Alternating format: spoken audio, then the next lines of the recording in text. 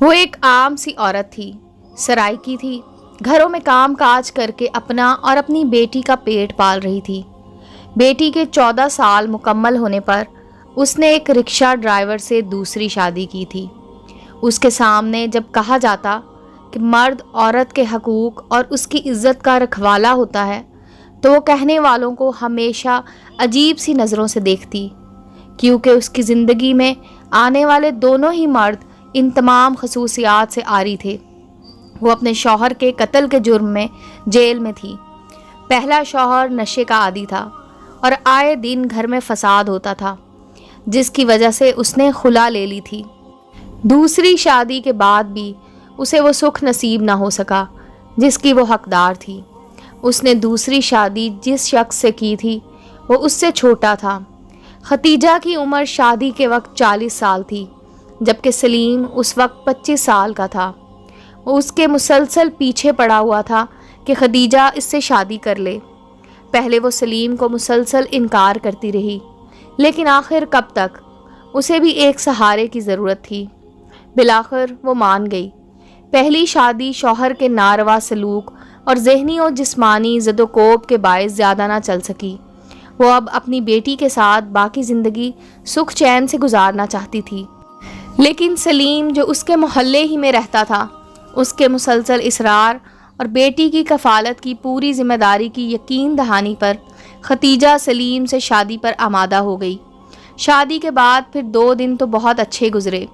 بیٹی بھی بہت خوش تھی، کیونکہ اس نے باپ کی محبت کو کبھی محسوس ہی نہیں کیا تھا۔ شادی کے تقریباً 1 سال بعد ہی اس کا شوہر سلیم آمدنی میں کمی کی شکایت کرنے لگا اور ختیجہ سے اصرار کیا کرتا کہ وہ بھی اس کا روزی میں ہاتھ بٹائے، وہ بھی کام پر جایا کرے جس طرح شادی سے پہلے جایا کرتی تھی۔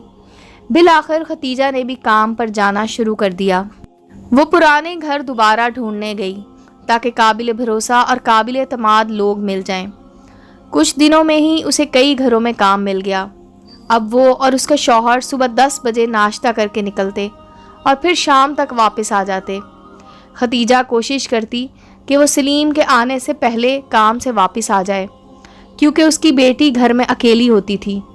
کچھ دنوں بعد اس نے محسوس کیا کہ اس کی بیٹی ہمنا کچھ ڈری ڈری سی رہنے لگی تھی۔ ختیجہ کے پوچھنے پر اس نے کوئی جواب نہ دیا، بلکہ الٹا اس کی پرانی یادیں تازہ کرنے لگی جب وہ دونوں اکیلی رہتی تھی۔ ختیجہ بھی اس کی ہر خواہش پوری کرتی تھی۔ وہ اپنی ماں سے بہت کچھ کہہ دیتی تھی، اس لیے ختیجہ کو اندازہ نہ ہو سکا کہ ہمنا کچھ پریشان ہے۔ کچھ ہفتوں بعد ختیجہ کے کام والے گھروں میں سے ایک گھر میں فوتگی ہو گئی۔ وہ ملتان کے رہنے والے تھے۔ مرحوم کی آخری خواہش کے مطابق وہ سب گھر والے میت لے کر پنجاب چلے گئے۔ ختیجہ کو اب جلدی چھٹی ہونے لگی۔ پہلا دن تھا۔ وہ جب جلدی پہنچی تو سلیم کو دروازے پر پایا۔ اس کے پوچھنے پر سلیم نے بتایا کہ وہ اپنا بٹوا بھول گیا تھا۔ اس کے بعد وہ گھر میں داخل ہوئی۔ اس کی بیٹی ہمنا کمرے کا دروازہ بند کیے اندر بیٹھی تھی۔ اس نے دروازہ بجایا تو ہمنا نے ڈری ہوئی آواز میں پوچھا، کون ہے؟ ختیجہ نے کہا، بیٹی دروازہ کھولو۔ ہمنا نے جلدی جلدی دروازہ کھولا اور اس کے گلے لگ کر رونے لگی۔ وہ آخر ماں تھی، بیٹی کے جذبات سمجھ چکی تھی، لیکن ابھی وہ یہ ماننے کو تیار نہ تھی۔ پھر آئے روز یہی ہونے لگا۔ وہ جب بھی گھر پہنچتی سلیم کو وہاں موجود پاتی۔ اسے اپنے پرانے محلے والوں سے یہ بھی پتہ چلا تھا کہ سلیم کی نیت پہلے دن سے ہی ٹھیک نہیں تھی۔ اس نے ختیجہ سے شادی ہمنا ہی کی وجہ سے کی تھی۔ یہ سوچ کر وہ اور افسردہ ہو گئی تھی، لیکن کسی بھی طرح وہ اپنے خدشات کو سچ ہوتے نہیں دیکھنا چاہتی تھی۔ اب آئے روز یہی ہوتا تھا۔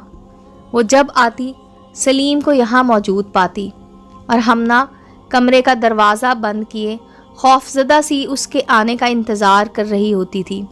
کبھی کبھی وہ سوچتی کہ اس نے شادی کر کے غلطی کی ہے، کبھی سوچتی کہ وہ اپنی بیٹی کو لے کر کہیں دور بھاگ جائے۔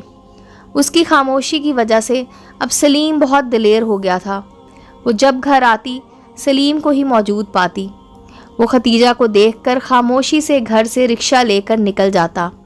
اس دن بھی وہ کام سے واپس آئی تو سلیم کو گھر میں موجود پایا۔ سلیم ہمنا کے ساتھ زبردستی کرنے ہی لگا تھا کہ ختیجہ نے سب کچھ دیکھ لیا۔ ختیجہ کی برداشت کا پیمانہ اب لبریز ہو چکا تھا۔ دونوں میں خوب لڑائی ہو گئی۔ سلیم ختیجہ سے کہنے لگا کہ اسے یہ سب برداشت کرنا پڑے گا، ورنہ وہ دونوں ماں بیٹی کو مار دے گا۔ ختیجہ کچھ دیر تو دیوار کے ساتھ بیٹھی روتی رہی، پھر اس نے آؤ دیکھا نہ تاؤ پاس پڑا موٹا ڈنڈا شاکر سلیم کے سر پر اس زور سے مارا کہ وہ بے ہوش ہو گیا۔ وہ پہلے ہی غصے سے بھری بیٹھی تھی۔ اس نے اسی ڈنڈے سے مار مار کر سلیم کا بھرکس نکال دیا۔ سلیم مر چکا تھا۔ اب لاش کو چھپانے کا مرحلہ آیا۔ وہ اتنی بھاری لاش کو کہاں چھپاتی؟ کچرے کے کسی ڈھیر پر پھینک نہیں سکتی تھی، کیونکہ تمام اہل محلہ رکشہ ڈرائیور سلیم کو جانتے تھے۔ یہی سوچتے سوچتے صبح ہو گئی۔ بالآخر اسے ایک ترکیب سوجھ ہی گئی۔ اس کی بیٹی ہمنا ابھی تک کمرے کا دروازہ بند کیے اندر خوفزدہ بیٹھی تھی۔ ختیجہ نے جلدی جلدی سلیم کی لاش کے ٹکڑے کرنا شروع کیے، پھر ہانڈی میں سالن بنانے لگی تاکہ خراب سالن کو کچرے کے ڈھیر پر پھینک دے اور ہڈیاں مختلف جگہوں پر ڈال دے۔ لیکن رات سے مردہ پڑی لاش کی بدبو نے اہل محلہ کو خبردار کر دیا تھا۔ آئے روز اس کے ہاں ویسے بھی لڑائی جھگڑے کی آوازیں آتی تھیں۔ اہل محلہ نے پولیس کو اطلاع دی اور لاش موقع واردات سے پکڑی گئی۔ اس کے پاس سے آلہ قتل اور ہانڈی میں لاش بوٹیوں سمیت برآمد ہو گئی، جس میں اس نے ہڈیاں رکھی تھی۔ وہ اپنے جرم کا اقرار کر چکی تھی اور اس نے وہی سب کچھ بتایا جو حقیقت تھی۔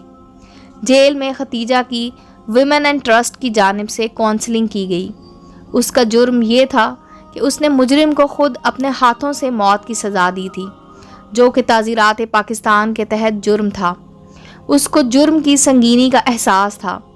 اس کی بیٹی بالکل اکیلی تھی۔ ٹرسٹ کی جانب سے ہمنا کو اس کے عزیزوں کے قریب رکھا گیا تاکہ وہ اپنے آپ کو اکیلا نہ محسوس کریں۔ امید ہے دوستو سٹوری اچھی لگی ہوگی۔ چینل کو لائک اور سبسکرائب کریں اور بیل آئیکن کا بٹن دبانا مت بھولیں تاکہ ہر نئے آنے والی سٹوری کا نوٹیفیکیشن آپ کو مل سکے۔ ملتے ہیں اگلی سٹوری کے ساتھ۔